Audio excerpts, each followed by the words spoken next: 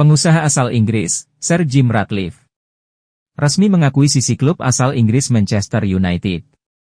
Kabar itu disampaikan Man United melalui pengumuman resmi di situ klub pada Minggu, 24 Desember 2023, malam waktu Indonesia Barat. Sir Jamie Ratcliffe juga akan memberikan tambahan dana sebesar 237 juta pound sterling untuk investasi ke Old Trafford.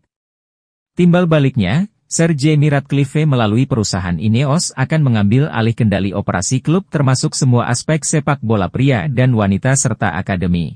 Sky Sports melaporkan bahwa kesepakatan ini masih menunggu persetujuan dari Premier League yang prosesnya memakan waktu sekitar 6 hingga 8 minggu. Kenapa? Karena kita tidak punya uang. Pengumuman akuisisi saham minoritas Man United ini sekaligus mengakhiri pembicaraan selama 1 tahun terakhir tentang pengambil alihan klub.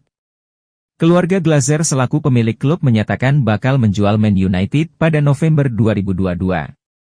Mereka mendapat tawaran fantastis dari konglomerat Qatar, Sheikh Jassim. Sheikh Jassim mengajukan tawaran sebesar 5 miliar pound sterling atau 6 miliar dolar AS untuk membeli Man United, ditolak mentah-mentah oleh keluarga Glazer.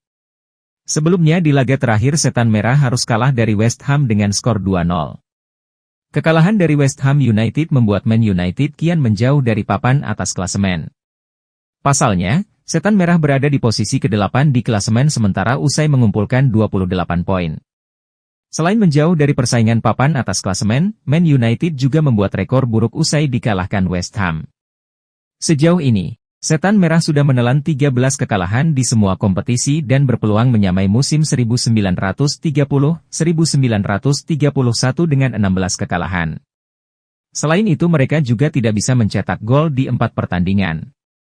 Pelatih Bali United, Stefano Kugura, atau kerap disapa Teko, angkat bicara mengenai tidak adanya nama pemain Bali United di skuad timnas Indonesia yang saat ini tengah melakukan pemusatan latihan, TC, di Turki. Juru taktik asal Brasil itu pun berbicara mengenai soal pilihan pelatih dalam membangun tim impiannya. Pihaknya pun menghormati keputusan pelatih timnas Indonesia, Shin Tae-yong yang tidak memanggil pemain Bali United untuk bergabung dalam skuadnya. Pelatih yang akrab disapa Teku itu pun tak mau ambil pusing dan mempermasalahkan tidak adanya pemain Bali United yang dipanggil memperkuat timnas Indonesia. Mundur dulu!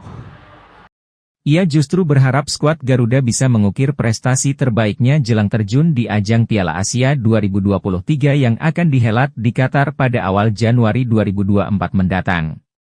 Saya tidak ada masalah dan semoga timnas Indonesia punya prestasi di Piala Asia tahun ini, imbuhnya.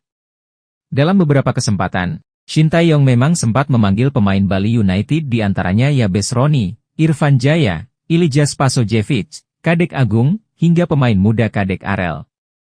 Pemandangan berbeda justru terjadi jelang Piala Asia 2023. Dari 29 nama pemain yang dipanggil memperkuat timnas Indonesia tidak ada satupun pemain Bali United. 2 pemain keturunan, Nathan Joe dan Jay Idzes, sudah mendapat jadwal pengambilan sumpah menjadi warga negara Indonesia, WNI. Hal ini akan terlaksana pada 28 Desember 2023. Berkas naturalisasi keduanya memang sudah beres sejak lama, tepatnya pada 5 Desember setelah mendapat persetujuan dalam rapat paripurna DPR RI sehingga keduanya tinggal diambil sumpahnya untuk menjadi WNI. Hanya saja keduanya dipastikan tak akan ambil bagian dalam Piala Asia 2023. Sebab PSSI sudah mendaftarkan entry by nama berjumlah 50 pemain dengan deadline pada 10 Desember lalu. Jay dan Nathan tak bisa didaftarkan ke AFC karena belum beres proses naturalisasinya saat deadline itu. Keduanya juga memang tak disertakan dalam skuad timnas Indonesia yang menjalani pemusatan latihan, TC, di Turki. Saat ini timnas Indonesia sudah berada di Turki untuk persiapan Piala Asia. Pratama Arhan CS sudah berada di Turki sejak Rabu, 20 Desember 2023. Tim asuhan Shin Tae-yong akan menjalani TC dan juga 2 kali uji coba melawan Libya. Lalu bergeser ke Qatar pada 6 Januari 2024. Calon lawan timnas Indonesia di Piala Asia Qatar 2024, IRA. Menatap serius turnamen tersebut. Bahkan pelatih timnas Irak Yesus Casas, menjuarai Piala Asia adalah mimpi kami. Timnas Irak bisa dibilang bukan unggulan utama di Piala Asia 2023. Bahkan, pada fase grup, Irak diprediksi masih sulit untuk bersaing dengan Jepang. Di Piala Asia 2023, Irak berada di grup D. Irak akan bersaing dengan sang unggulan juara, Jepang. Selain itu, grup D juga dihuni Vietnam dan Indonesia yang mungkin jadi kejutan. Pelatih Yesus Casas optimis bisa meraih hasil bagus di Piala Asia 2023 nanti. Bahkan, pelatih asal Spanyol tersebut sudah menebar psiwar kepada Indonesia sebagai lawan pertama yang dihadapi di fase grup. Terlebih Irak baru saja mengalahkan timnas Indonesia dengan skor 5-1 di ajang kualifikasi Piala Dunia.